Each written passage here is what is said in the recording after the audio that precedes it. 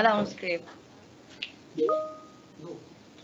A philosopher once said, you have to embrace, not fear, the challenges. Dream, be fearless, and follow through. Good morning, everyone. Welcome to the 10th Virtual Division Management Committee meeting. Our warm morning greetings to Schools Division Superintendent Dr. Maharani M. Jacinto Seso 5. To her hands in the service to humanity, our ASDSS, Dr. Raymond M. Salvador and Dr. Jerry C. Of Boquinquito. course, to our CID Chief, Dr. Juliet A. Magallanes. SGODOIC Chief, Dr. Antonio O. Ganu. Our warm morning greetings also to our section heads, Good morning, PSDSS and PICDs. principals, and school heads. Teachers all over the province of Zamboanga del Sur. Ladies and gentlemen, good morning. May I invite everyone to please type the word mabuhay if you are really paying attention to this live broadcast. We are waiting for your mabuhay words in our platform. We are, of course, we are also live in our official YouTube channel. Yes. I hope you are with us also.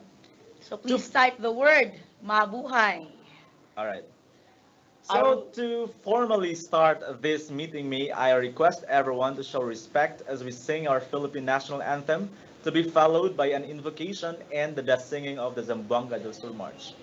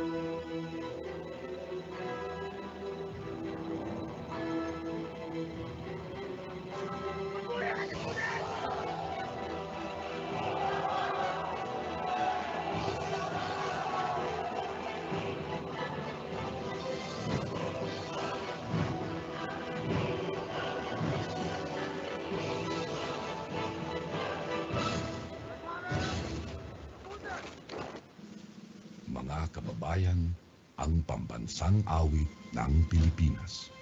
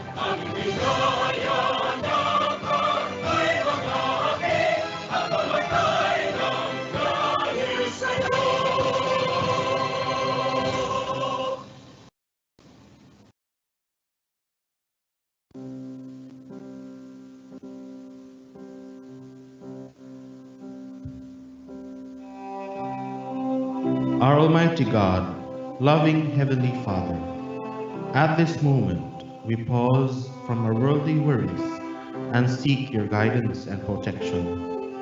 In these times of uncertainty and great challenges, we still praise you and adore you for blessings you have showered to us, the blessings of life, health, and work.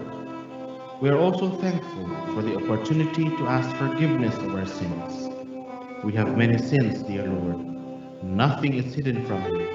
Yet we ask that you forgive us and that our supplications still reach your throne of mercy and grace. At this moment, Lord, we pray that you accept our expressions of thanksgiving. We have so many things to be thankful for, and we are most thankful for the opportunity of serving our country through the Department of Education, Schools Division of Zamboanga del Sur. We are thankful for your protection and for sending your angels to envelop us and always keep us away from harm and danger and from the evil doings of men. We are thankful for the wise leadership of our top management, our chiefs, and the cooperation of officials and personnel in the school's division office. We are thankful for the leadership of supervisors and school heads and the commitment and support of all our teachers. With our expressions of gratitude, we ask now that you continue to guide us in our ways. Guide us as we perform our assigned tasks. Guide us as we serve the country. Guide us as we provide education to the children in this part of Mindanao. We also ask that you continue to bless our leaders with wisdom and continue to bless us with a spirit of patience and cooperation. We ask that you always bless our children and their parents and our partners in this work. Remind us always, dear Lord, that we are serving this country by providing education to our children and youth, and that we are doing this so that no one is left behind in illiteracy and ignorance, and that we are able to help parents and guardians mold a new generation of community leaders and even nation builders. We also ask, Lord, that you continue to bless us with what we need, the need of security, safety, and shelter. We know, Lord, that you alone can offer these things to your children, and you alone can offer these completely to us. For our teachers in the field, protect them always, Lord. Give them wisdom and strength as they continue the sacred mission of guiding children, thus making them good citizens of this province and of this country. At this moment again, we ask that you take away the disease that is plaguing the world now, including Zamboanga del Sur. May it be, Lord, that with your intervention, those who are infected with COVID-19 will be healed soon, and all of us will be free from the worries this disease brings.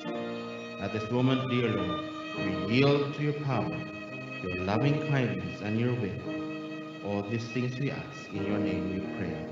Amen.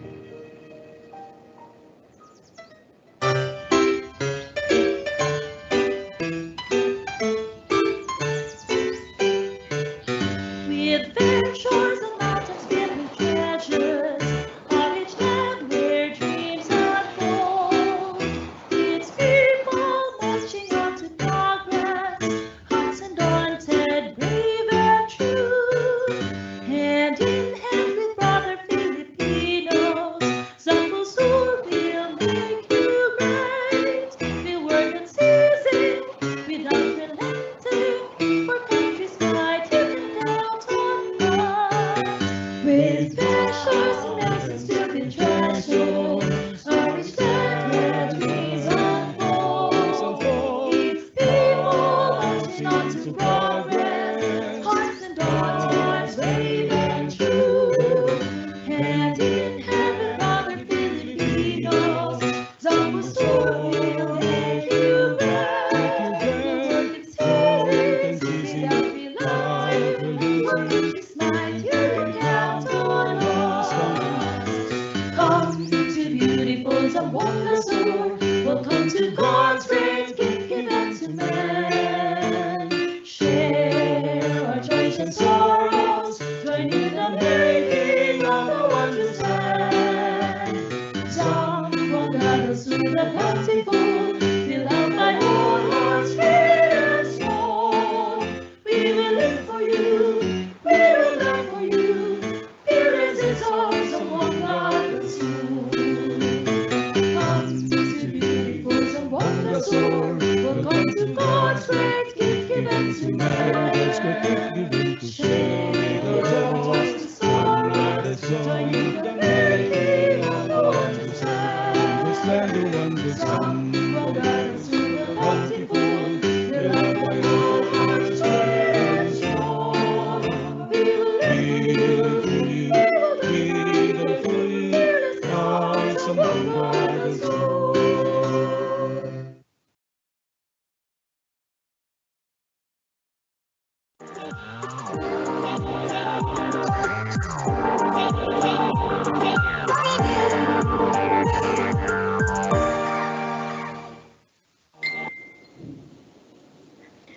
So, right before we proceed, let me do some shout outs to my former colleagues in the department.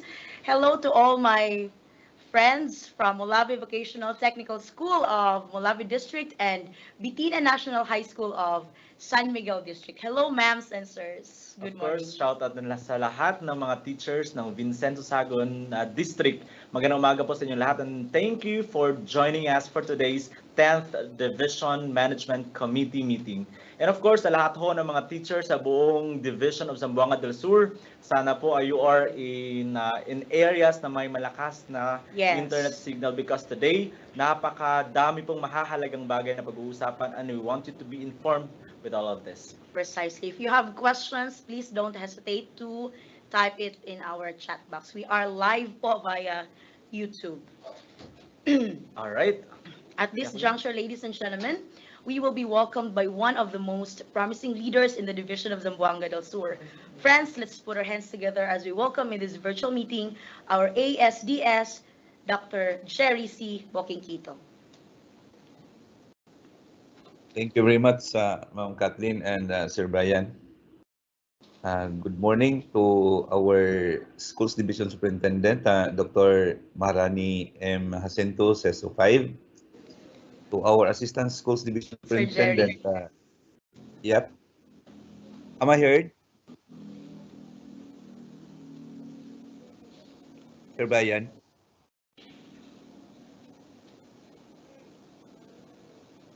Yes, Sir Jerry. Go on.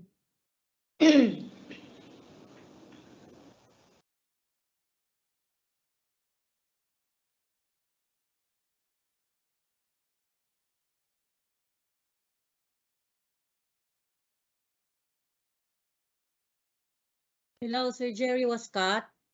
Please provide technical assistance.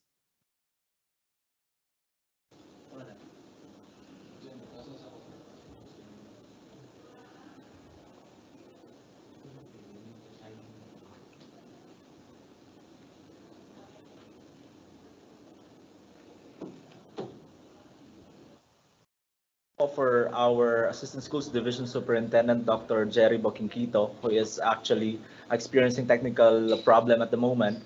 Yun po, we would like to invite everyone to please write your comments, your questions if you have at this point, no, in our chat box so that our program management team will be gathering all of those. Again, let's put our hands together as we welcome in this virtual meeting our ASDS, Dr. Jerry C. Boquinquito. Sir?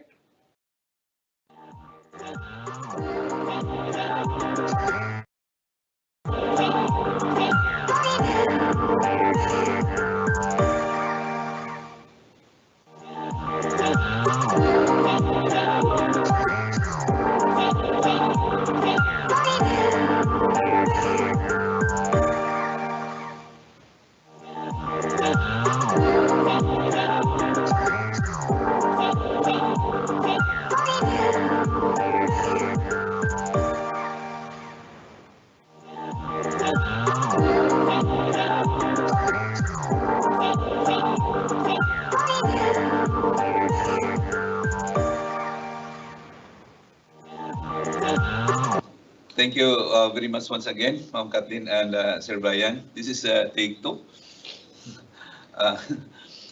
To our Schools Division Superintendent, Dr. Maharani M. Jacinto, CESO 5. To our Assistant Schools Division Superintendent, Sir Raymond M. Salvador. To the Chief of the Curriculum Implementation Division, Dr. Juliet A. Magallanes. The Education Program Supervisors, and all members of the Curriculum Implementation Division, the OIC Chief of the School Governance and Operations Division, Dr. Antonio Gano, all the section heads and members of the SGOD, the section heads of the OSDS, and all the members, especially the people manning this virtual conference. To all our public schools district supervisors, the district in charge, the school heads, teachers, and all other personalities present in this virtual conference. Once again, good morning to each of us. We have to thank God that this morning He has given us a very beautiful day, and I think it's uh, uh, very nice and very beautiful to start the day with this beautiful morning. And of course, the energy that God has given to us, and this opportunity that once again we are convened through virtual facility, this 10th Division Management Committee meeting. As experience in the past conferences, that this venue we have today is our opportunity to listen to the different updates to be provided by um, our leaders in the three functional divisions, the updates of the policy issued, and re-articulation of some updates which were not clearly implemented, and in some cases not clarified. And to this end, I am requesting each one to pay the details of the different presentations this morning and this afternoon, so we will be able to capture exactly what has been transmitted, because these things are very critical in as guide in the operation of our schools and in our different offices. And also, I'm requesting the participants to bring the notes and be able to capture the details, since the details of the information is actually uh, translating the, or actually translating uh, the the standard issuances on the context of our division office, how we contextualize this to our situations. So with this, I hope that we will be able to have a very fruitful engagement today. And as mentioned by our hosts, that our virtual room has provided you the facility to express your, and to uh, tell us your questions, so that the concerned official in the division can properly answer this. And we hope that before we end this day and leave this virtual room, everything is clarified, and requesting everyone to be very serious in our engagement today for the good of our service. And to all of you, welcome to this 10th Virtual Division Management Committee meeting. Salamat po.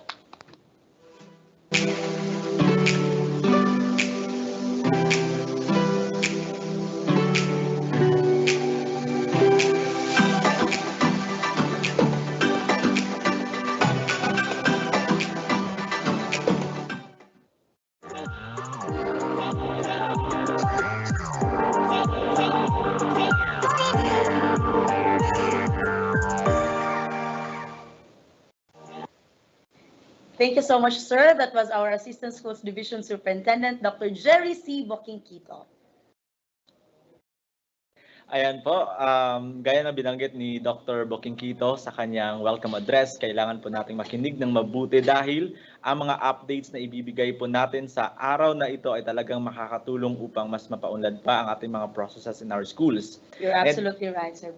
That's correct. And now to check who's in and who's out, and to give the Kwame updates, please help me in welcoming our reliable and dependable SMME coordinator, Sir Jfrix Q. Katakutan.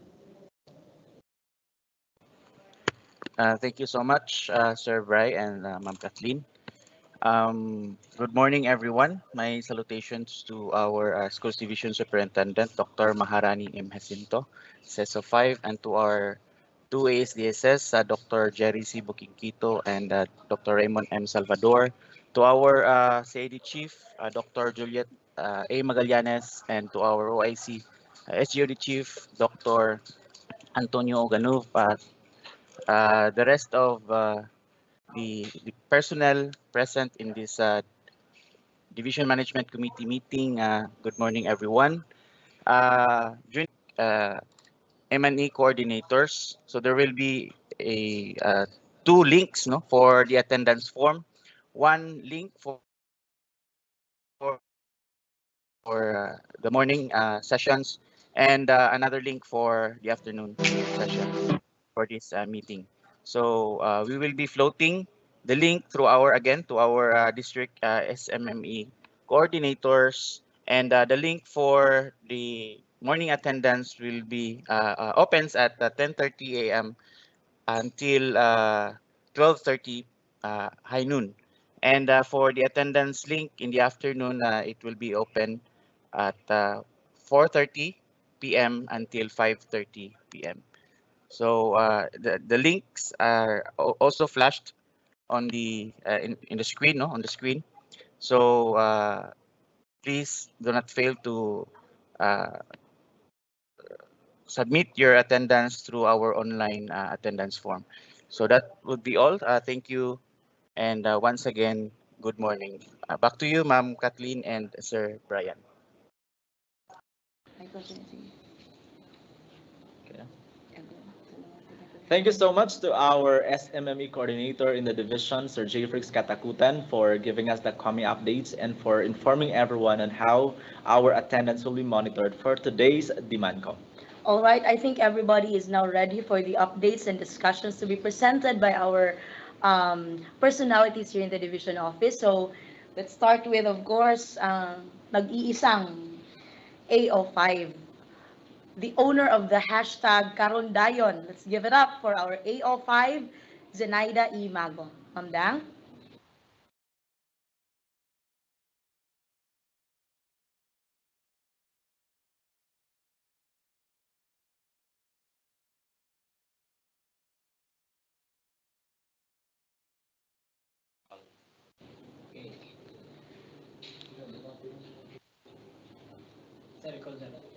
Hello, Ma'am Dang. Do we have Ma'am Dang in the platform?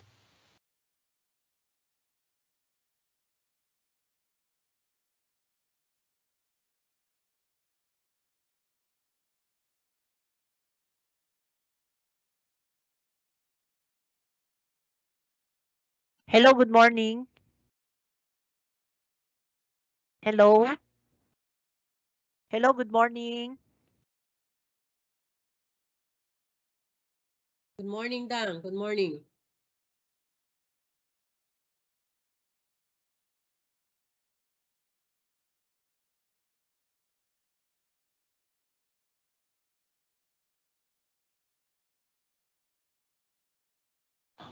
All right, so there's still an adjustment now on the sequence of our report since there are a lot of other important things being considered at this moment now. So we are still asking your attention and please bear with us as we progress with our demand count. All right, so shall we proceed to the next presenter? Okay, so at this point, we will be so honored to have the updates coming from the Office of the Assistant Schools Division Superintendent, Dr. Raymond M. Salvador. Sir? Yeah, good morning. Please give me a few minutes. I'll set up my presentation first. Thank you, Sir Bry. And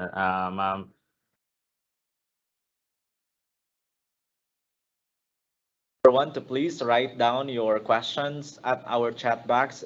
And if you have any concerns, kindly type it. We have two platforms used at the moment. We have the MS Teams and the YouTube Live. Yes. So if you have queries, please don't hesitate to type it in our chat box. We are live via YouTube. I think our Okay. ASDS is now ready. Sermon? for a while.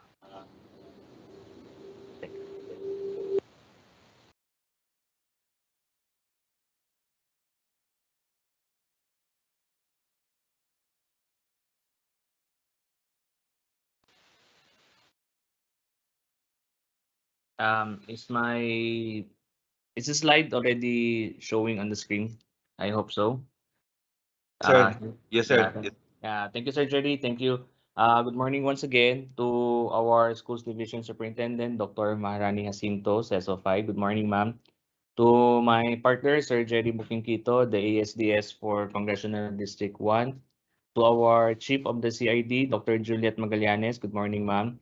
To our OIC Chief of the SGOD, Dr. Antonio Ganog, to the members of the EXICOM, to all our PSDSS, PICDs, our school heads, and some teachers, I think, are also listening over our DemandCom through our to our YouTube and Facebook pages. Good morning and blessed morning to all of you. These are the updates coming from the combined offices of the two ASDSS. So let me first start with the SIPAP realignment. Actually, the reason why we are asking that there will be a rearrangement of the presentation for this demand is because we are going to have our meeting in a while. We are gathering already in the boardroom to finally do the arrangement for our SIPAP realignment for the secondary schools. And we are very grateful and thankful to our junior high school heads for responding no and doing their share in doing our mandates to ensure that the welfare of of our teachers are also given consideration, knowing that some of our secondary teachers are not in their respective plantilla. I think this is really a good move on the part of the SDO to make sure that these teachers will be properly placed in their plantilla. Because if we will not do such, I know in the future some might have difficulty, especially for those who wish to transfer, for those who wish to promote, and they are not in their SIPAP. So I think I can say no on behalf of Sir Jerry and the SIPAP task force that we are about 80 to 85% with our work in the realignment. And rest assured, we are really doing double time, no, our effort for this to really make this a reality. So pasensya muna to all our secondary school heads because we are still trying to ensure no once we sit down ano na talaga natin, it would be a fast forward process in our task. Okay, next is the processing of the integrated schools for our elementary. We are happy that there are already integrated schools that have been awarded by the regional office, and I think some of you are still doing your documents. This is part of our direct strategic direction for the Department of Education, especially it is stipulated in the Basic Education Development Plan for 2030. If you have read the targets of our agency, it's really to ensure no all our learners will be able to access the education that they are really hoping for. And we know that sa mga news ngayon, sa mga balita ngayon, the accessibility of education is really uplifting our Filipino people because we take one example, the inclusive education, which is the alternative learning system. It's really helping a lot of our citizens, especially those who missed the opportunity to go to school during their time and now they are graduating from basic education and moving to tertiary education. So the processing of our elementary school into integrated school, this is one of those efforts that we are trying to ensure will be implemented in our divisions to be able to really uh, extend and provide education to our learners, even those who are in the farthest reaches, yung kino-consider natin na mga last mile schools, no? So for those who are still doing their documents, we wish for you to do the fast tracking of this, double time tayo, because this is also very timely because some of our schools are really, I mean, some of our LGUs are really pushing for this. So for those who were able to have the recognition for this, my congratulations for that. And for those who are still on the process, we are waiting for you. Third on our list is the district simultaneous ranking and our RQA 2022. It was agreed during the EXECO meeting held last Monday of this week that the RQA 2021 will now be has now been utilized. We will now move on with our RQA. We will now have our RQA for 2022. Expect that the division will issue memorandum on this as to the processing of our RQA for 2022. It is also uh, presented on your screen the district simultaneous ranking. We are also happy to inform our group and to all of you listening right now that we have a really positive result on the district simultaneous ranking because we were able to really capitalize these results of the ranking to really fast track in filling up the natural vacancies that we are having in our respective schools and districts. And it was also a very good activity that we had conducted because it had also served, I think some of you would agree, it has also served as a reskilling and upskilling of our district ranking committee and our school ranking committee. So that is why we're going to have our district simultaneous ranking parang second ano na to, second time. It would be scheduled sana this month, but unfortunately with the events that and activities that we're having, we will reschedule it for this coming October. Okay. Next on our updates will be the deployment of teachers.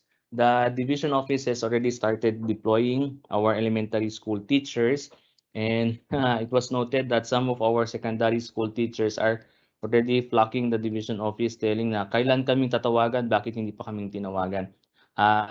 If you look at item number 1, the SIPAP realignment, we are going to first try to address the SIPAP concerns before we will deploy our secondary school teachers. And that is one of our activities this morning after this presentation that we are having. So it is also noted that it has reached the office that some of our teachers who had received their assignment orders would go back to the SDO crying because some of our PSDSs, no, or PICDs would reject and will not accept the assignment order of our teachers. Please take note, this is an order coming from the appointing authority or the head of the agency. If you will not accept these orders coming from the teachers, bringing their assignment order with them, then of course this might construe into a uh, into a legal ano, it could be a insubordination on your part. So you have to accept. You will not refuse it because there is an order coming from the appointing authority. It is not a reason for you to be patient also because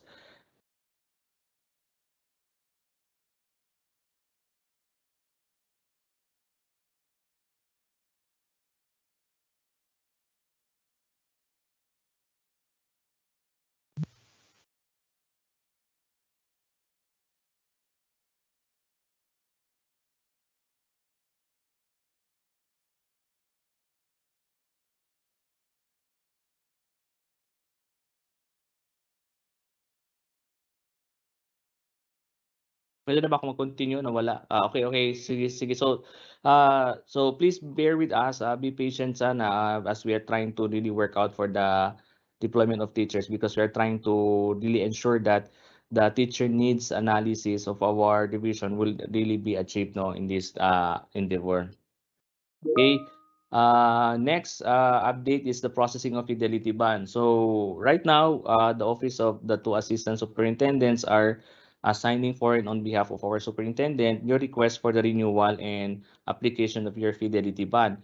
It was noted by ASDS Jerry Booking Quito that some of our accountable officers applying for the fidelity ban are not using the prescribed BTR forms. Please take note that there are already new forms that you have to use, and it is also very tasking on your part once you will do your requirements and not following what is the prescribed form. So sana naman we have to take note of the different forms that have been updated by the Bureau of Treasury for us to process our fidelity ban because there are really some who are using still the old forms in doing their fidelity ban. So I hope our accountable officers, dear school heads, please take note of this when you process your fidelity ban. Please follow and use the updated forms of the BTR. Okay. And last, I think this is the last item of our updates from our offices, from Sir Jerry and I. The upcoming programs and project. We have three here listed, and it was already presented to the Execom, and we already had a thumbs up from the Execom. These are the following. We have Edel, Project Edel. The Edel has been presented to you, I think, a long time na during our one of our many demand coms. Edel stands for Electronic Demand Letter. We are now ready to sit down and discuss the final steps in the implementation of this program, because this will now address our uh, problems in the liquidation of our cash advances and other funds that had been downloaded to us.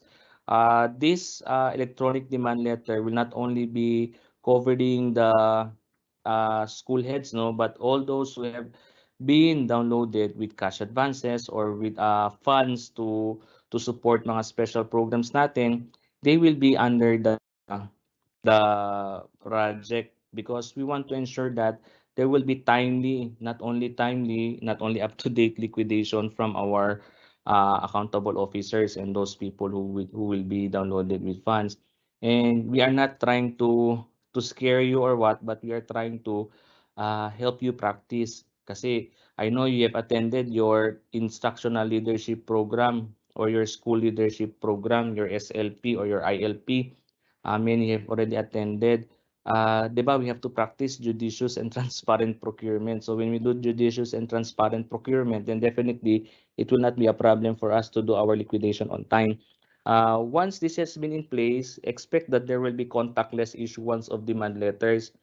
This electronic demand letter will be sent automatically through your email, and you will be notified through your cell phone number. So if you fail to do so, then there would also be corresponding consequences, and we do not want to reach that point, because of course lahat naman tayo naghahanap buhay lang. But again, as accountable officers, we are disbursing public funds, then kasabay kaakibat diyan are also the ah, mga ano natin, may mga penalties, may mga consequences if we fail to do our part naman, 'di ba? So the next program that we are going to work on and launch hopefully is the DGCP, or the Division Guidance and Counseling Program. The Division Guidance and Counseling Program is a work in progress in collaboration with our Division Guidance Career Program Coordinator in the person of EPS Minda Castillo, and with our three registered guidance counselor in the division. Imagine how we have thousands of learners and thousands of teachers. We only have three registered guidance counselors, and we have six na plantilla talaga na guidance coordinators. So there are nine of them. We are working with them to come up with the guidance and counseling program. This is different when you talk about guidance and counseling. Iba yung career guidance. Career guidance is focused on where our learners will go after they have earned their diploma, especially in senior high school. So more or less, they are concentrating in the exits of the K to 12, di ba? Yung tertiary education or higher education, makatrabaho sila, mga ganun, magnegosyo sila, di ba? So, but the guidance and counseling program will not only targeting the welfare of our learners, but we will also capture the welfare of our teachers in this program. So, puhon kung mapadayon ni siya, so it would be the first in any schools division na may guidance and counseling program. Okay? And lastly, there would be a paper advisor-led newsletter, because our division has a association of all our school paper advisors. This paper advisor-led newsletter, this is a work in progress between me, Ma'am Jo, and Ma'am Belen, because it was observed, no, that some of our teachers, especially those who wish to publish their articles, they sometimes go to mga publication ano natin, they have to pay. And sometimes, sorry to say this, they do not only have to pay for their articles to be published, but they sometimes pay for others to publish an article of which they did not even wrote themselves. So this would be the best avenue for our teachers to write and to present their articles, pwede naman, sabi ko nga kay Ma'am Jo, nasa association na yan, paano nila manage. So pwede siguro quarterly ang newsletter, pwede naman semi-annual ang newsletter. But this would be an avenue for the teachers, not only for teachers in the classroom, but also people in the division office, our PSDSs, our school heads. You can publish in the newsletter, and now this becomes an official publication, and it would be distributed in widest circulation. Then, therefore, it will now be official, and it could be considered during any promotion that you will be applying for as a valid document. Because if you will publish your article in a school paper, then definitely that is not the right avenue for you, dear teachers, dear school heads. Because that publication, school publication is for students, hindi para sa mga school paper. So that's why we need to provide an avenue for all of you. That is the reason why we came up with this project. Okay, so these are the list. I think you can see on your screen our updates from Sir JD and from me that we want you to be aware and to be informed. Again, SIPOP realignment, the processing of the integrated school for elementary, the upcoming district simultaneous ranking, and the RT for 2022. The deployment of teachers. Again, let us receive wholeheartedly with open arms and open mind and open heart our teachers who've been deployed to our district. The processing of fidelity ban, again, to remind you, the use of the updated forms, and of course, the upcoming programs and projects. Should you have any clarification, question, as mentioned by our two handsome and gorgeous hosts, please chat it and we will address it to you. So with that, I'd like to say thank you and God bless.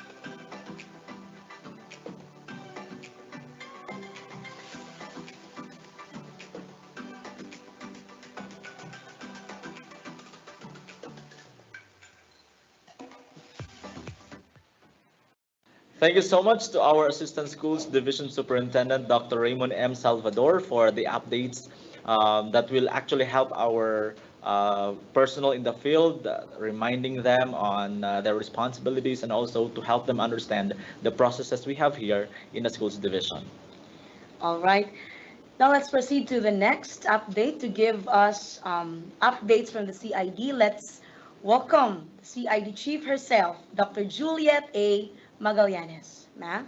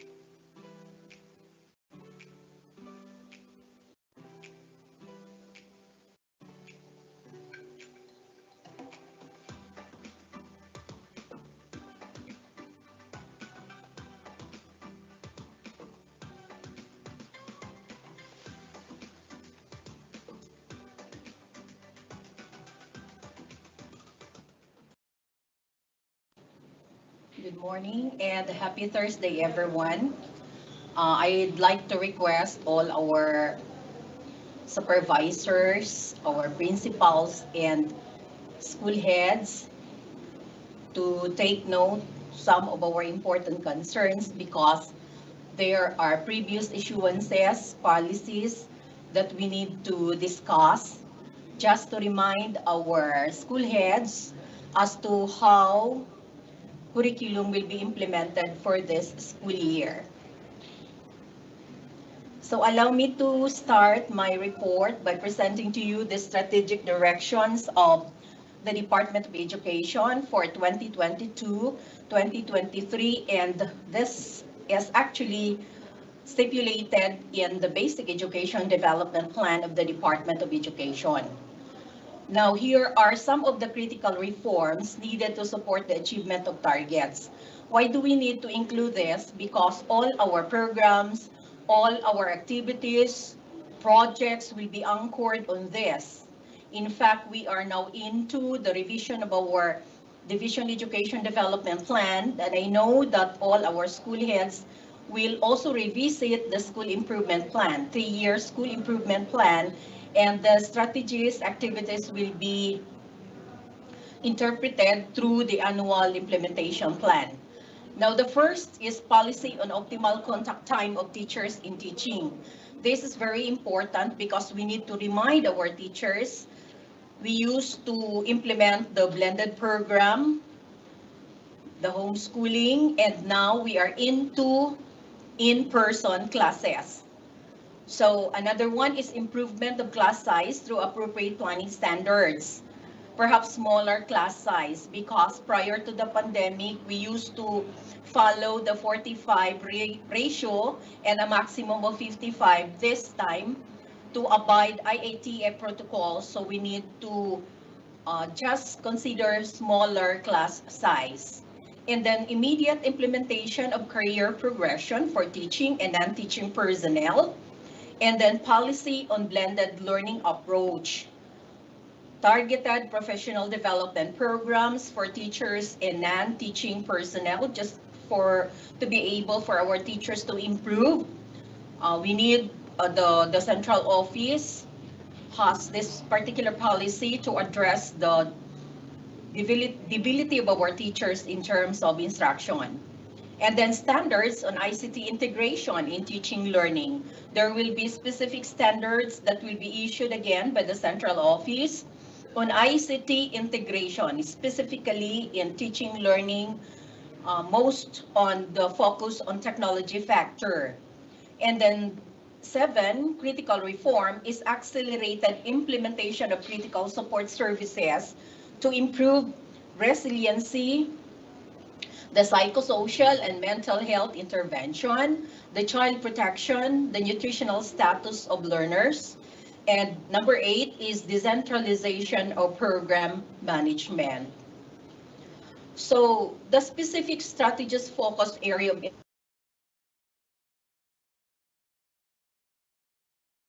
reduction, when we talk about optimal contact time of teachers or the time on task, reduction or elimination of administrative tasks of teachers. That is why if you have observed, so many items are given to our non-teaching just to address the needs of our teachers of performing ancillary services, ancillary tasks. So we need to eliminate that, we need to reduce that, and I'd like to remind the school heads to just give them the loads and as much as possible, refrain giving them so many other tasks.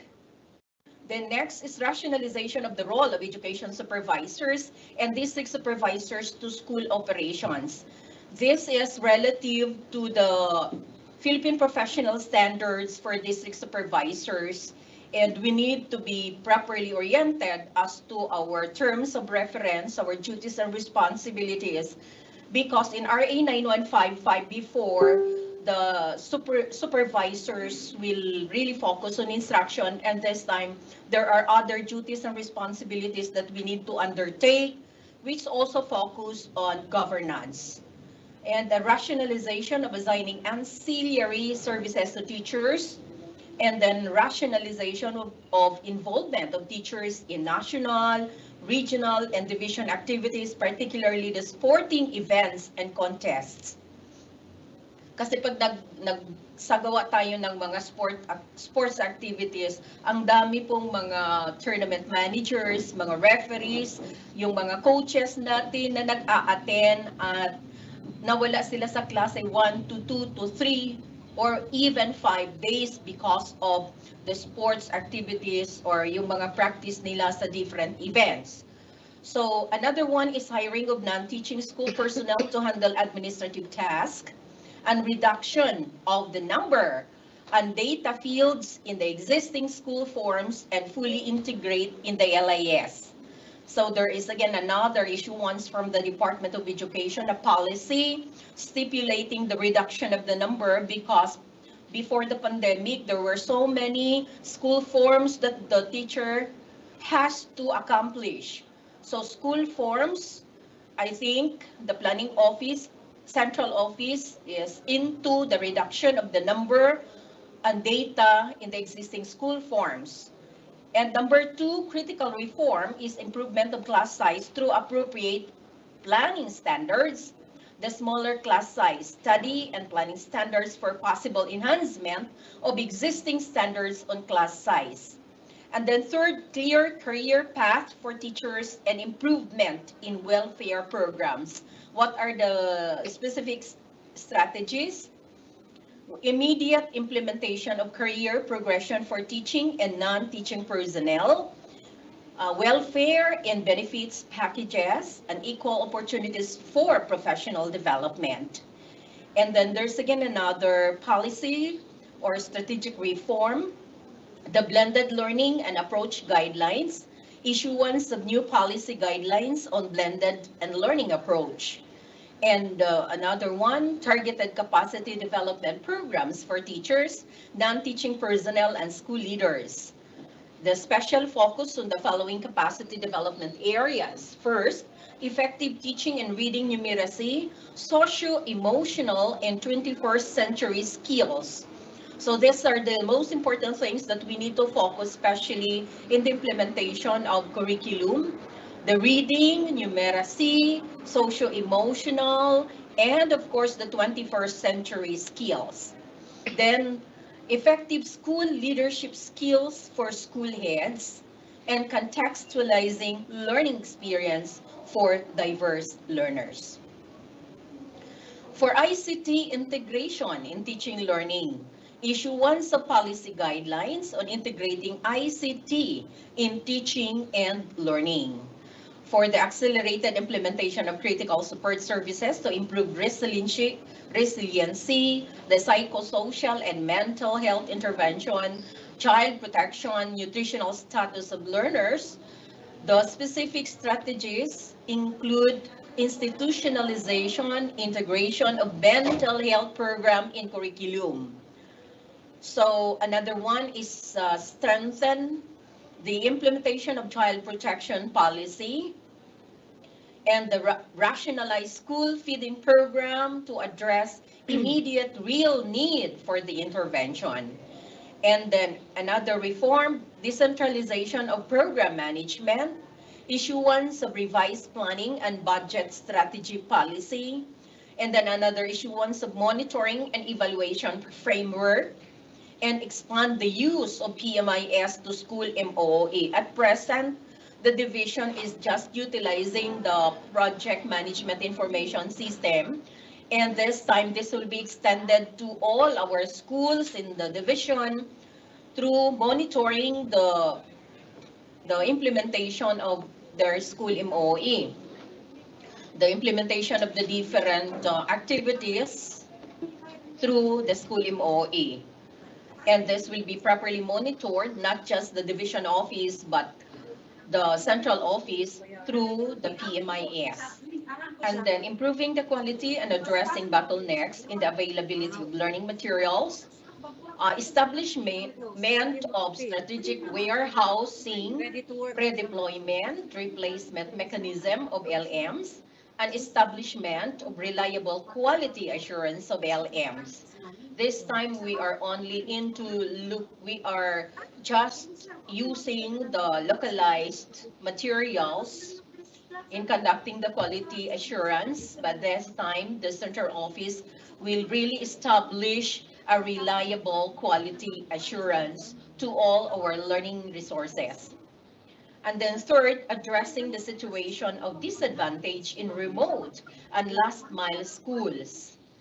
That is simply closing the remaining gaps in access. So increase investment on LMs. So we will be expecting more budget perhaps for us to be able to produce additional learning materials. And then integration of equity data into existing information system and strengthen ties with LGU in implementing the devolution transition plan of the DepEd. And the last critical reform is increasing investment in education. Aim for UNESCO suggested level of education spending and invest heavily of programs that are essential in achieving the targets. So let us now proceed to, as I've said, let's review some of the DepEd issuances.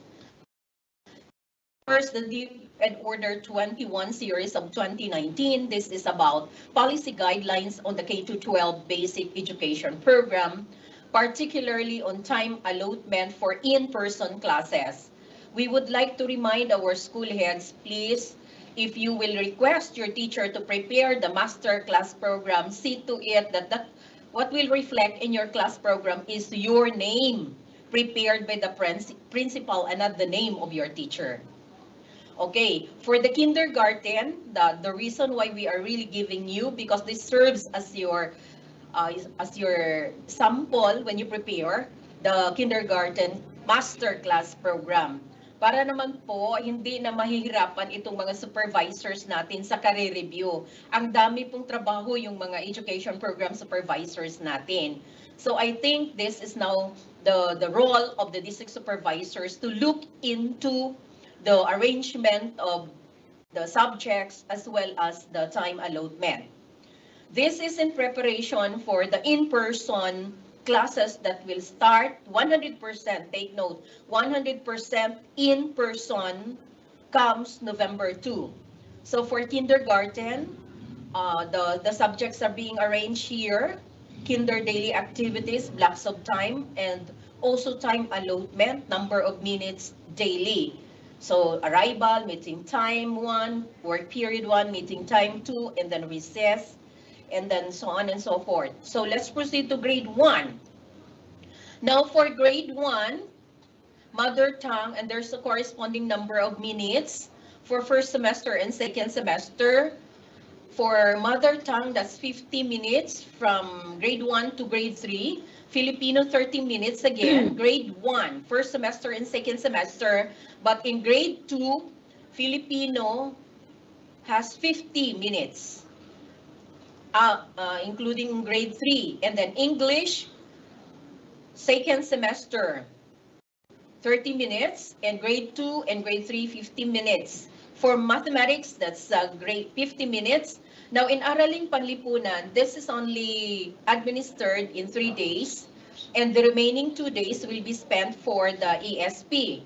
So that is why I stipulated there 40 minutes, 3 days, from grade 1 to grade 3. For MAPE, again 40 minutes, ESP 30 minutes. Now, homeroom guidance, 60 minutes once a week. So there's a corresponding total number in minutes, and see to it that this is really reflected in your master class program. When you submit the master class program for our approval, see to it that the number of minutes and total number of hours are reflected in the master class program. For grade 2,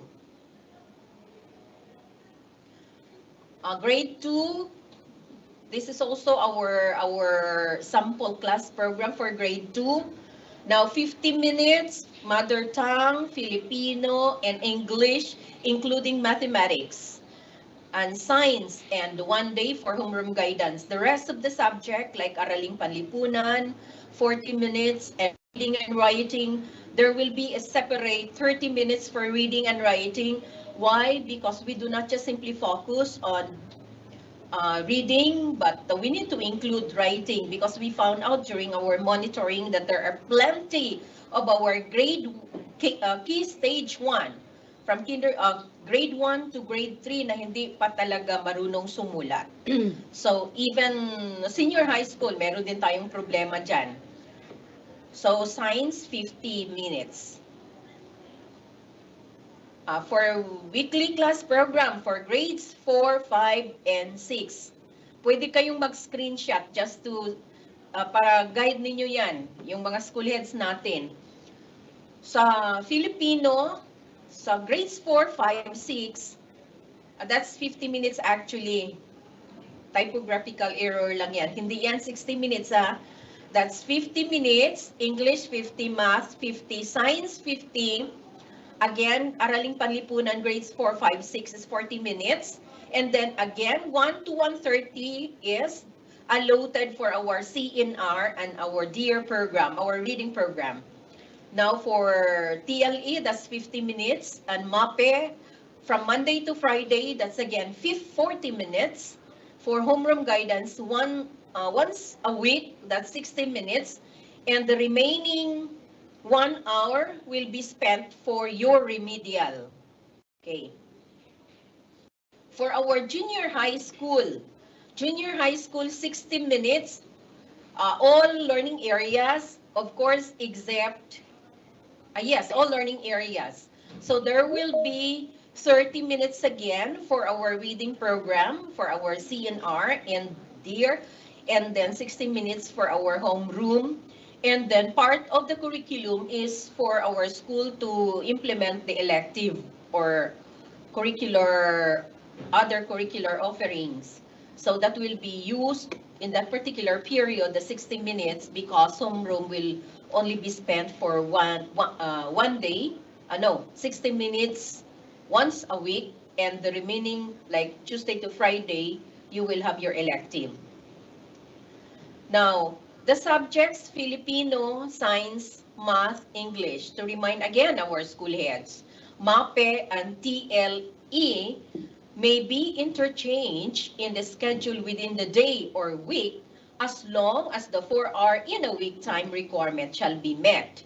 Now, the subjects like Araling Panlipunan, Edukasyon sa Pagpapakatao, and the Homeroom Guidance Program may also be swapped provided that the 3-hour for Araling Panlipunan, 2-hour for the Edukasyon sa Pagpapakatao, and 1 hour for Guidance Program will be allotted.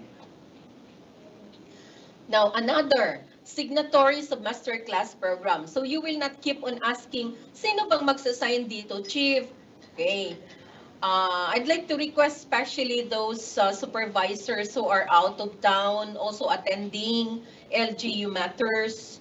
Please, kasi virtual ito, kindly take note of this, no? Kasi ang dami, ang magbalik-balik yung mga class program ninyo, pabalik-balik, dahil iba-iba yung inalagay ninyo. At I'd like to remind again, this is supposed to be prepared by the principal and to be properly reviewed by the district supervisor and the principals in charge of the district. So, the masterclass program must be prepared by the principal. Hindi po yung teacher ninyo, kahit you requested your teacher to prepare the masterclass program, but what will appear in the signatory ay hindi po yung teacher ninyo. Kayo po as principal. So, reviewed by PSDS and PICDs.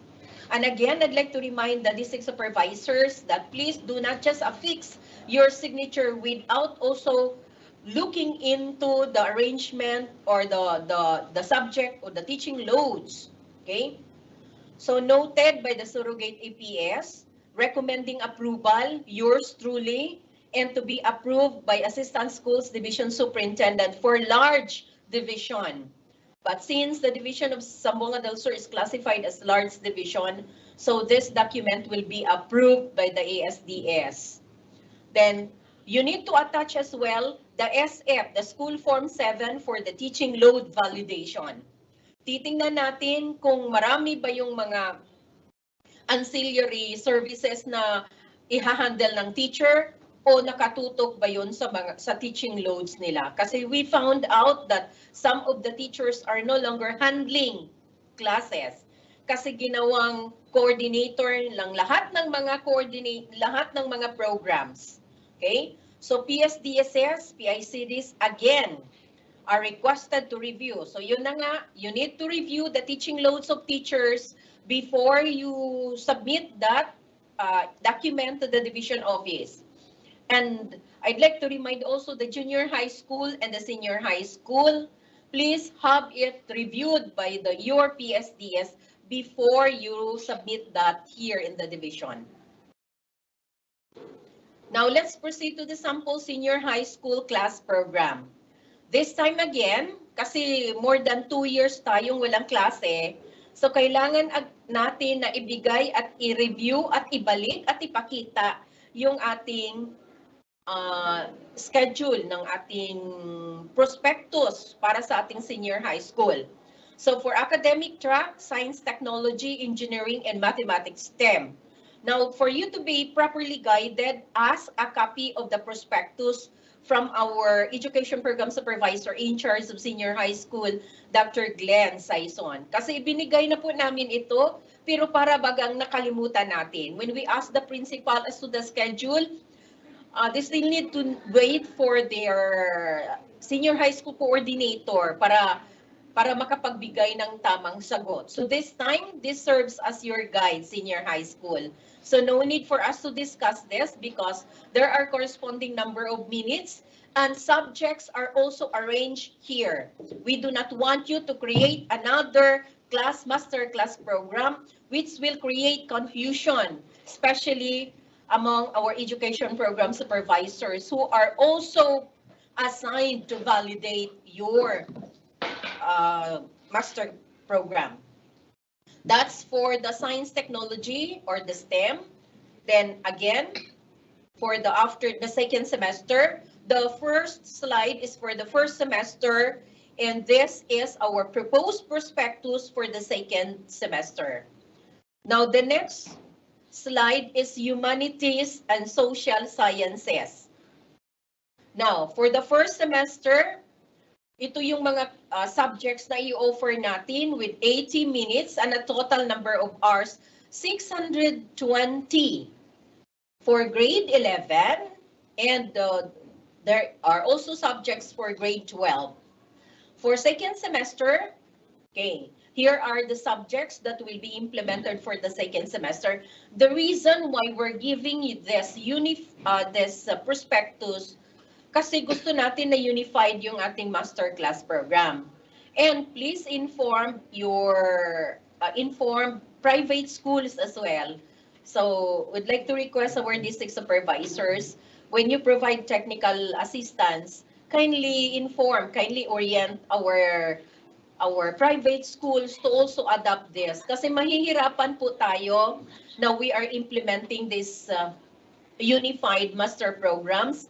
Yet, if there are transferees from private schools, mahirapan tayong mag-adjust at mahihirapan na din yung bata kasi hindi magkapareho yung subjects offering natin or yung mga offerings natin. Okay, next is academic track, accountancy, business, and management. So ito din yung first semester na subjects natin.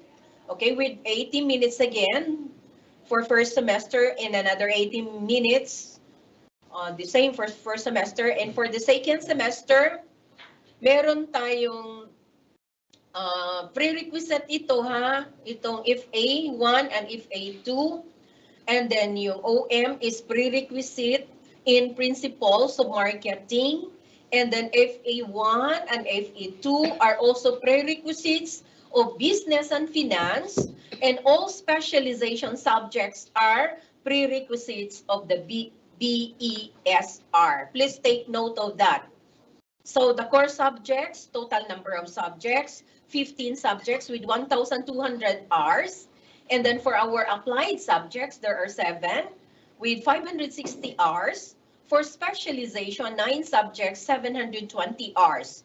So grand total, 31 subjects, a total of 2,480 hours. Now for general academic strand or GAS. Now for GAS, please try to take a look on grade 11 and grade 12.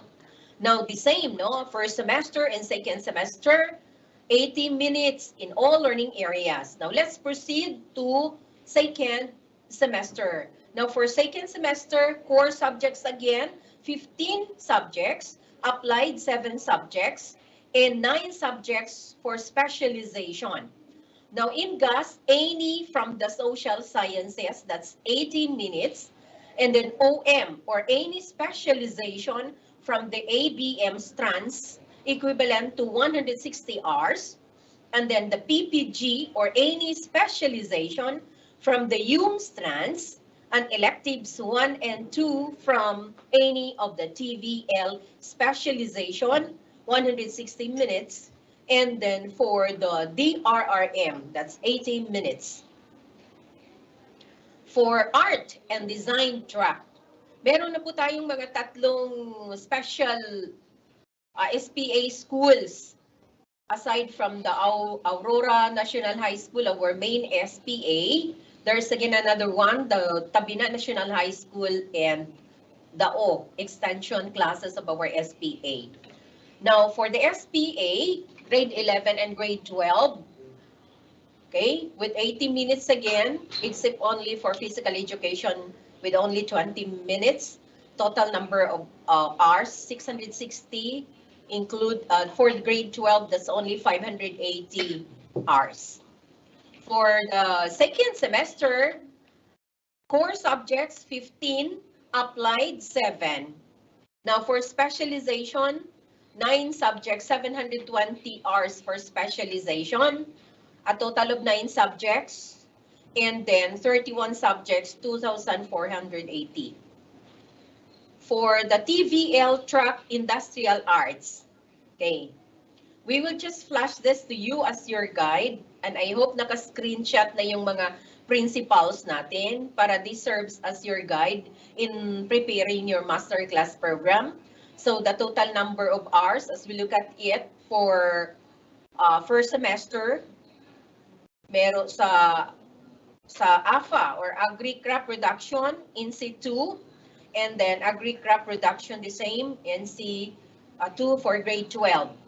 Total number for grade 11 is 660, and then total number of hours, 580.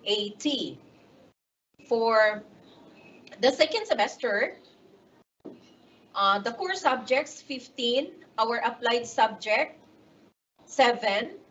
Then for specialization, 9 subjects. So a total of 31 subjects with 2,480.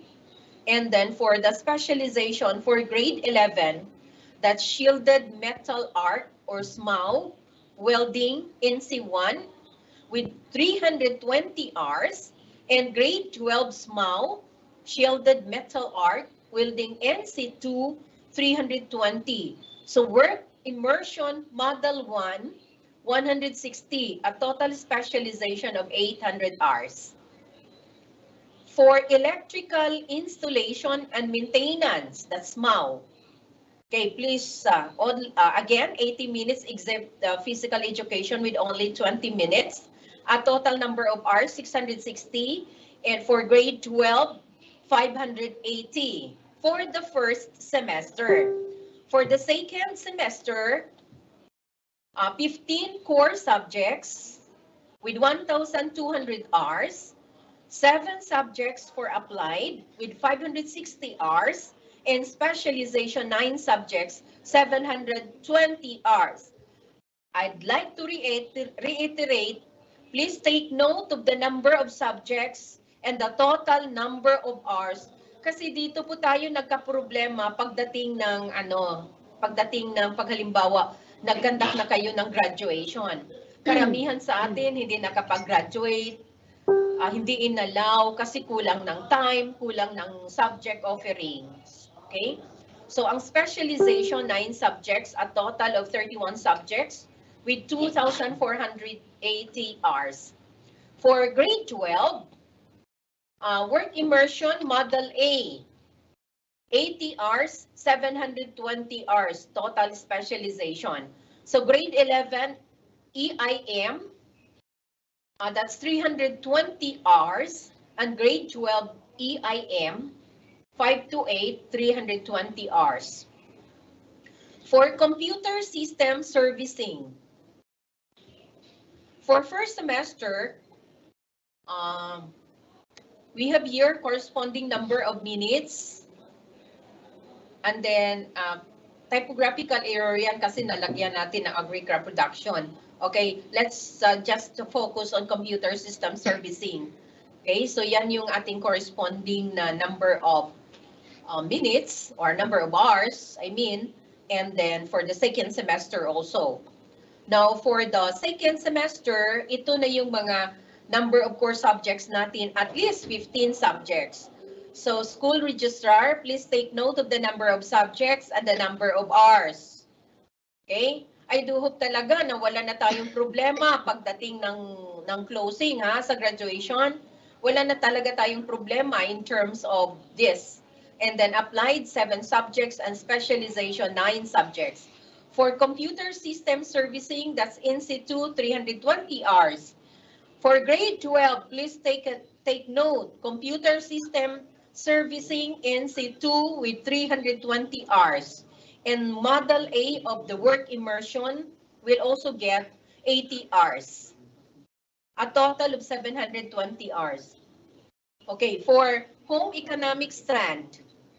For home economic strand, again, the subjects here with corresponding number of hours for grade 11 and another core subjects as presented here for grade 12, landscape and installation and maintenance in situ, and with corresponding total number of hours in 660 and 580 for grade 12. That's for the first semester.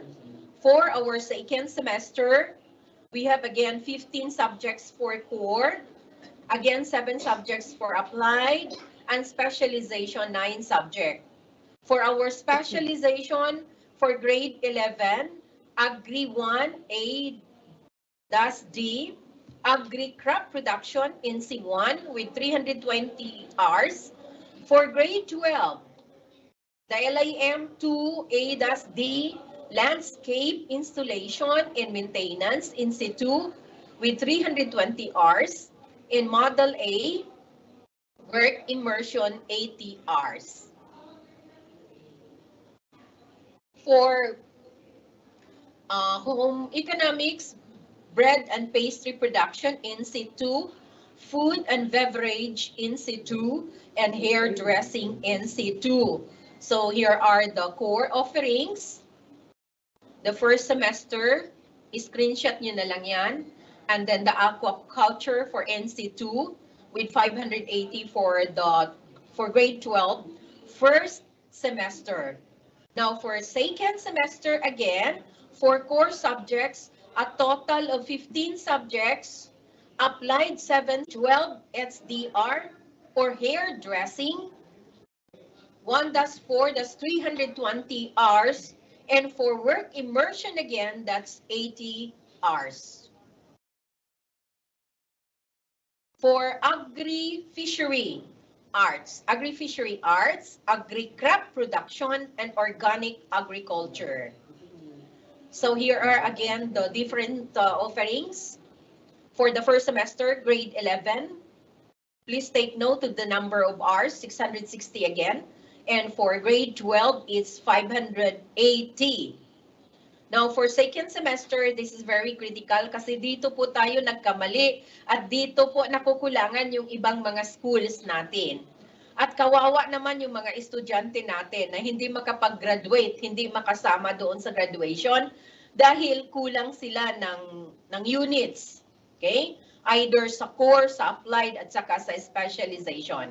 So for second semester, again, 15 subjects for the core, 7 subjects for applied, and specialization, 9 subjects, a total of 31 subjects for grade 11. For grade 12, fish capture, I'm not so sure, in situ, that's 320 hours. For grade 12, fish capture in situ, 320 hours. And then immersion, work immersion again is 80 with a total specialization of 720 hours. For agri-fishery arts and food processing. Okay, for first semester, grade 11, a total of 660 hours. And for grade 12, first semester, 580. Now, when you prepare the second semester, do not wait for March or December or yung last quarter na bago nyo pa isa-submit yung master program ninyo. Kasi kalimitan, pag nag-submit kayo, this master class program must be prepared and must be approved prior to the first quarter, no? Ang iba sa inyo kasi second quarter na ay saka pa nagsasubmit ng master class program. So paano mangyari yan? Hindi na natin ma-check kung tama ba yung number of yung mga total number ng subjects na ini-implement ninyo. Kasi late yung submission ninyo. So dapat i-require talaga natin na kasi malapit na yung November, sana October meron na kayong class program for the first semester. And then for the second semester, core subjects, 15 subjects, applied 7 subjects, and for specialization, 9 subjects, a total again of 31 subjects. Then food, fish processing, NC2, 320 hours. Then another NC2, 320 hours for FFP, or food or fish processing for 2 E-H. And then again, work immersion, 80 hours. So let's proceed now. Kung meron man tayong mga specialization na hindi na i-present ngayon, as I've said, please try to approach our senior high school coordinator, Glenn Saison, for technical assistance. If you need our services, because our supervisors are also oriented as to the subject loads, the teaching loads. Okay? So, hindi lang na iaasa ninyo sa mga teacher coordinator ninyo ang paggawa ng masterclass program. Again, calling the attention of all school principals, this is part of your terms of reference to prepare the masterclass program.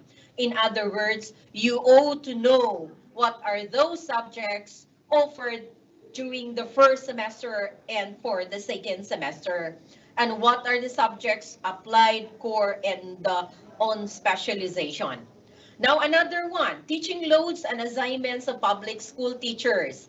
This is again very important, and that is why we need to reorient you on DepEd Memorandum number 291, Series 2008, that provides that public school teachers shall render at most 6 hours of actual teaching a day, except when undertaking academic activities that require presence outside the school premises. So 6 hours actual teaching per day. School heads shall assign teaching loads to public school teachers to fully utilize the 6-hour actual classroom teaching. Example, 6 teaching loads at 1 hour per teaching load, with due regard for possible teaching intervals. Now, for junior high school, because you have 60 minutes, that's equivalent to 1 hour.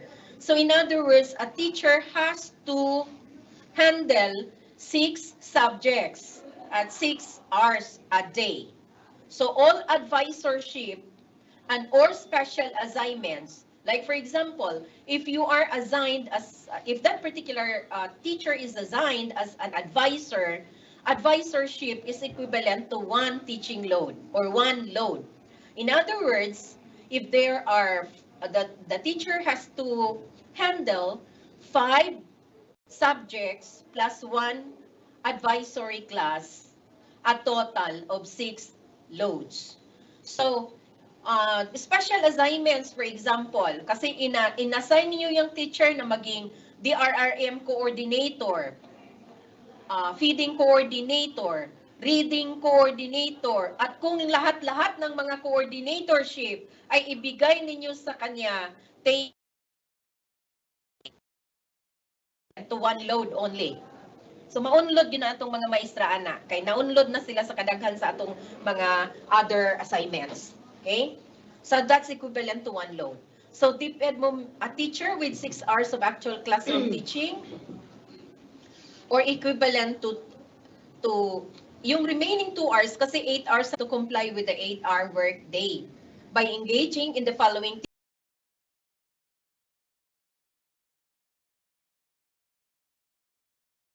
teaching-related activities and duties.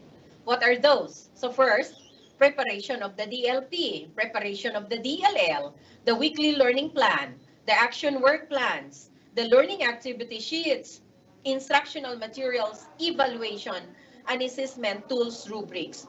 Do not give other ancillary services to teachers. Like for example, assigning them to do your work as school heads. Like kung gagawa kayo ng mga reports, huwag nyo nang ibigay sa teachers yan kasi ang dami ding ginagawa yung mga teachers natin. For example, preparation of the DLP, the weekly learning plan, and then they need to prepare as well the learning activity sheets and other instructional materials. Preparation and checking of exercises also, recording of academic performance, results, and classroom accomplishments. Conduct of research, attendance to LAC sessions. Now, please take note kasi ang dami nang nag-submit na mga training design, activity design, utilizing 1 to 2 or even 3 days. Kasi ang dami po nating mga trainings na dapat i-cascade. Now, here in DepEd Memorandum, dapat yung trainings ninyo ay during your LAC sessions only. And kailan yan? Pagkatapos ng 6 hours. So, kailan kaya itong after 6 hours? The remaining 2 hours will be spent on this. LAC sessions, seminars, workshops, and similar programs. Another one, counseling, mentoring, and coaching of students, including home visits. And then consultation and conferences with parents, performance and coordination activities, and duly recognized community social services. So hindi na po tayo pwedeng mag-conduct ng parents PTA meeting na gagamitin natin whole day ng ating mga klase. Kasi dapat i-reduce natin yung mga other activities. So gagawin natin ang mga activities na ito sa remaining 2 hours. So participation in the maintenance and improvement of school facilities and equipment, and other activities identified in the specific guidelines. Okay, schools with 2-shift classes should give additional homework to students. Now, meron tayong mga schools ngayon, especially in the junior high school, kasi hindi pwede na mag-face-to-face sila having 70 or more than that number of students per class. Ang ginawa nila, nag-implement sila ng shifting method or scheme. Ngayon, the top management reminded us na pag ito yung i-implement ninyo, i-reduce nyo na lang ang number of minutes. Nang sa gayon ay uuwi yung mga bata na official time. Kasi kung ano yung mangyari ng bata, pag uuwi yan ng gabi na. Kasi aabot kasi yan ng 7 o'clock. So hindi na pwede na yung class program ninyo sa shifting scheme ay aabot pa ng 7 o'clock. Anong gagawin natin pag na-reduce yung number of minutes? Especially, of course, non-negotiable yung English, Science, and Mathematics kasi tool subjects yan. At yun din ang subjects na kalimitan na i-assess ng National Achievement Test. So in this case, just reduce yung mga makabayan subjects, the number of minutes, and then give them additional assignments to do at home. So in lieu of yung na-reduce na number of minutes, bibigyan natin ng assignment yung mga estudyante natin. So as per DepEd Order number 9, Series of 2005, instituting measures to engage time on task and ensuring compliance therewith. The reason why I'm also presenting and showing this to you because there will be another policy that will be issued by the central office on maximizing the time on task. So national, regional, or division athletic meets or academic and non-academic competitions, including practices for said meets and competitions. Gone are those days na yung mga teachers natin, especially yung MAPE teachers natin, yung TLE teachers natin na ginawang coach o nagiging referee, ay wala na yung klase. Ang ginawa nila, nagpa-practice na lang sa mga different events. So sa DepEd order na ito, they are only allowed to conduct those activities on condition that these are held after class hours and days. Please take note of this. These are held after class hours and days. So the specific day and time should be reflected in School Form 7 or SF7. Master teachers. This is addressed to all our master teachers. Kasi ang master teachers natin ay merong assigned as assistant to the principal or assistant to the school head. I hope na wala na po tayong mga assistant dyan. Okay? Master teachers should observe the statement of duties and responsibilities indicated in Civil Service Commission Form number 1, the position description form, and the RPMS position and competency profile. Okay? They should not be designated as assistant to the principal, regardless of school population. They should be classroom teachers with additional load as remedial, intervention, enhancement teacher, mentor, or continuous improvement coordinator. Pag ang mga schools, kasi karamihan ng ating mga elementary schools ay wala tayong mga master teachers. Master teachers are flocked in central school and they should perform the terms of reference, the duties and responsibilities, and they should perform or they should conduct instructional observation or class observation. And they should be assigned in schools with no master teachers. So classes in grades 1, 2, and 3 must be self-contained or one teacher assigned in each section. And only grades 4 to 6 will be allowed to utilize departmentalized or team teaching. However, in those small schools with very few teachers, you can adopt the self-contained from grades 1 to 6. But if there are enough teachers, grades 4 and 6 can adopt the departmentalized or team teaching. Now, the following shall be observed in the loading of teachers. There should be at least 25 students. Actually, ang planning standards ito before. Pero ngayon, if more than that, pwede pa rin yan, no? To constitute a class. Now, supposedly 25 students kasi there are classes na only very few students. So to constitute, kailangan, pag ilan lang yung mga bata, so i-fuse na lang natin. Kasi dapat 25 students in a class or more. So one load is considered for being a school paper advisor and another load for handling one section. So journalism in either English or Filipino or a particular grade level. Hence, a school paper advisor may get 2 loads being an SPA and handling a journalism class. However, a journalism teacher may not always be a school paper advisor.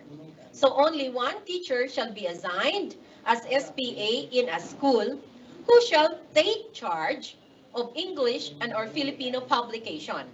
Now, for large population, there could be 2 school paper advisors, one for English and one for Filipino. And this rule shall also apply to the elementary level SPAs or school paper advisors. The following shall be observed. Now, for small schools where English and Filipino classes are combined or where classes are composed of different grade levels, I'm addressing this to multi-grade or combination classes that is conducted as one section, the load will be considered only one. So to complete the load of a journalism teacher, he or she must be assigned in English or Filipino to teach subjects to allow more opportunities to discover potential journalists in the class or in school. Now, for canteen teacher example, 2 hours teaching loads and 4 hours canteen services. Kung 4 hours canteen services, hindi po ito na yung kayo yung nagtitinda ng mga pagkain dyan sa canteen ninyo. Hindi po yan ang ibig sabihin ng 4 hours canteen services. When we look at it, it's actually laboratory classes. So number of canteen teacher will depend on the number of enrollment and availability of teachers.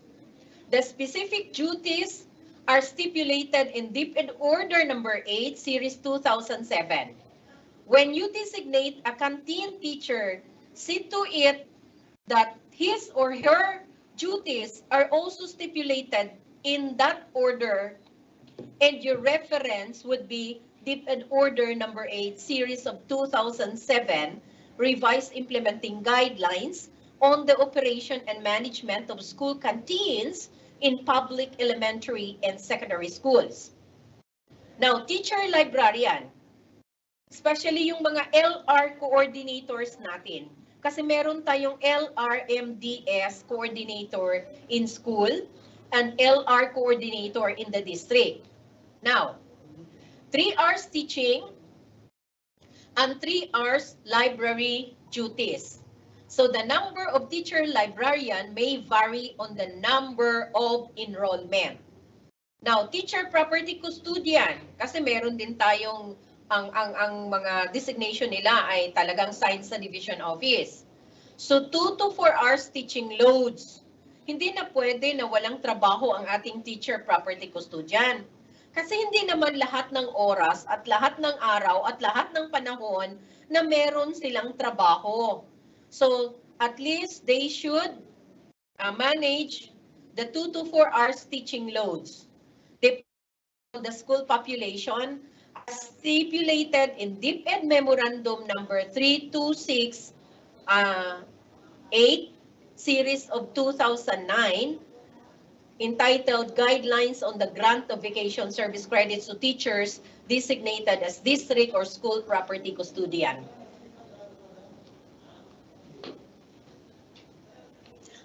For guidance counselor, 3 hours teaching. Kasi kanina, as presented by ASDS Raymond Salvador, there are only 3 full-fledged guidance coordinators, no?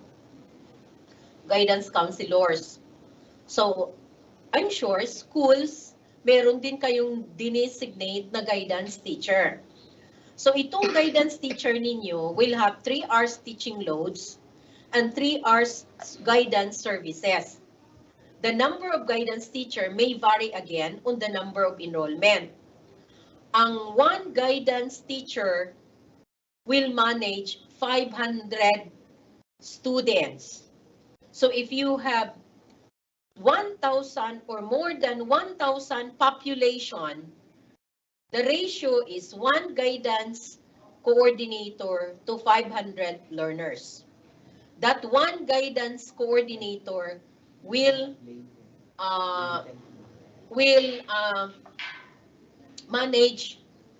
address the needs of 500 learners. Then journalism teacher. So 4 teaching loads and 1 load for school paper advisor. Our legal basis RA 7079, specifically Section 2 implementing rules and guidelines. For ICT coordinators, meron tayong mga ICT coordinators.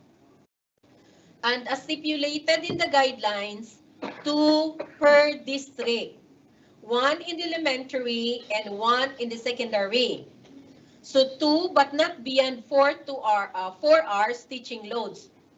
Meron pa rin silang loads.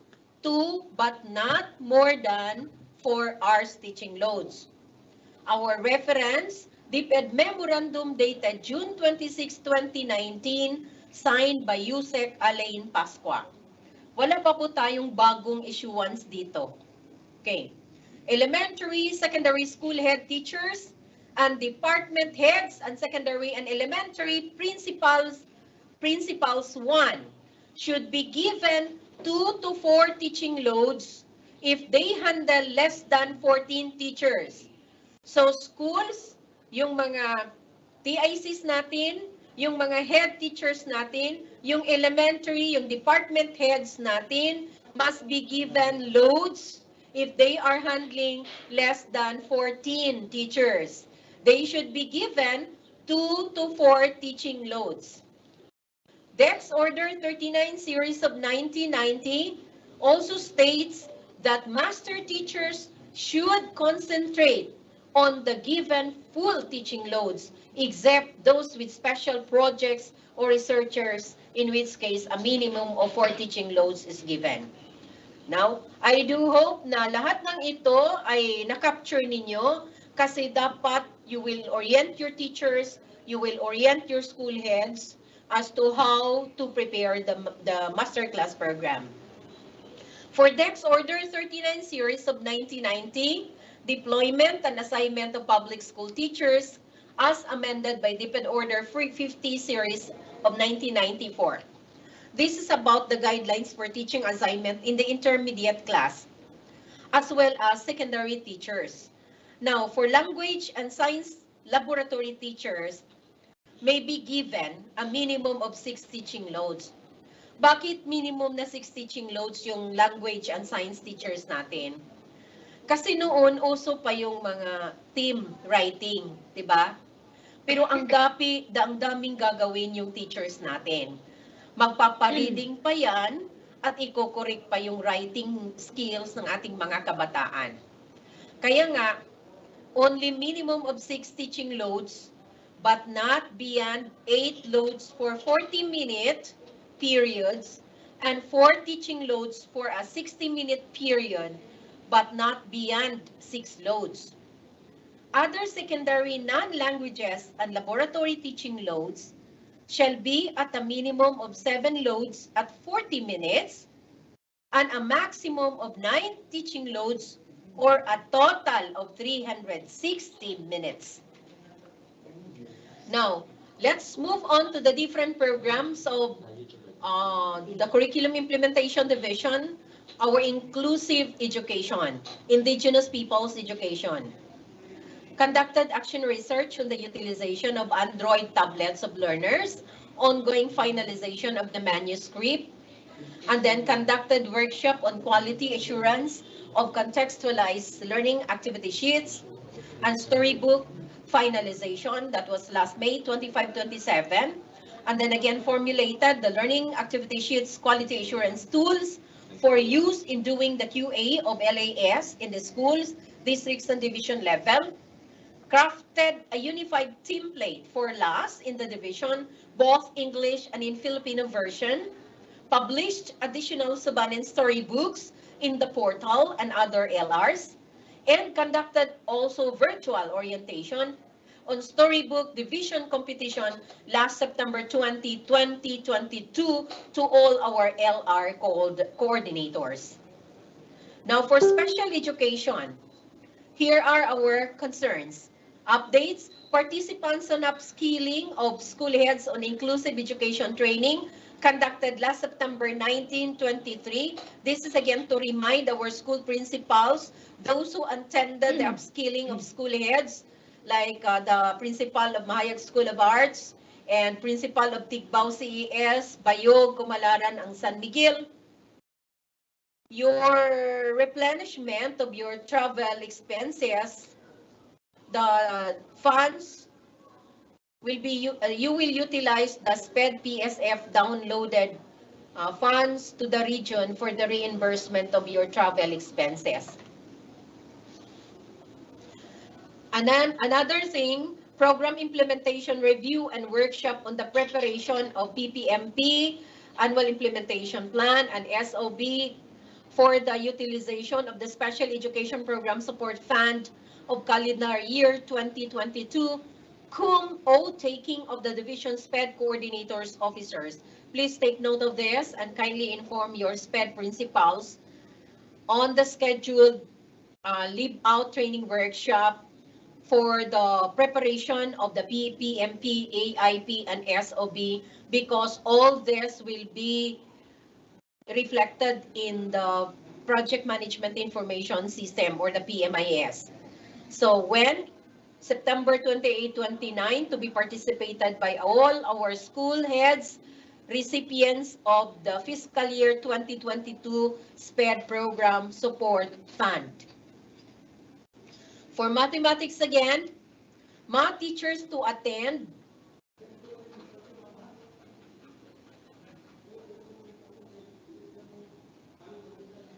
on competency enhancement of teachers on pedagogy and utagogy.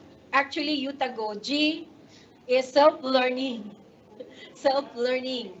So management on pedagogy and utagogy vis-a-vis formulation of PISA-like test items on October 25, 27 at DepEd NAIAP-R, Tiguma, Pagadian City. So please try to inform principal of MBTS and principal of Mahayag South District, the two identified participants, to attend on the scheduled enhancement training. For English, conducted 2-day training on teaching grammar communicatively at Bay Plaza Hotel, Pagadian City, last August 25-26, attended by 63 elementary school teachers. And then competency enhancement of teachers on pedagogy and utagogy vis-a-vis formulation of PISA-like. Participant, 1 elementary and 1 secondary teacher. Then submission of English MPS after the conduct of Q1 for grades 2 to 12. Again, we would like to remind all school principals and district supervisors that after our Q1, please submit the MPS of all learning areas and not only English.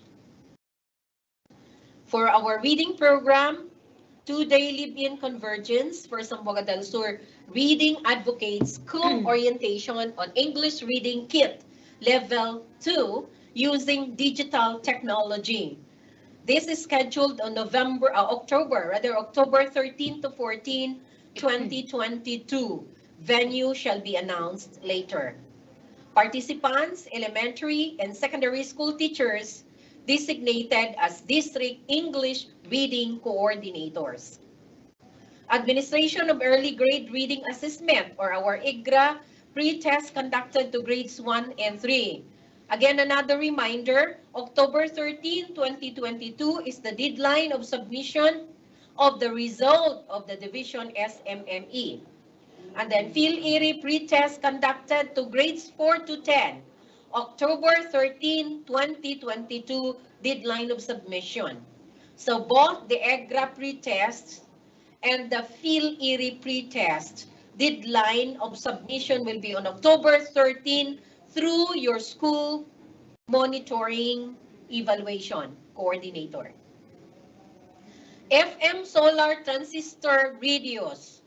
Nag-distribute na po tayo ng mga FM solar transistor radios. I hope na yung mga radios na yon ay hindi nasa recipients at hindi sa mabuting kamay. Kasi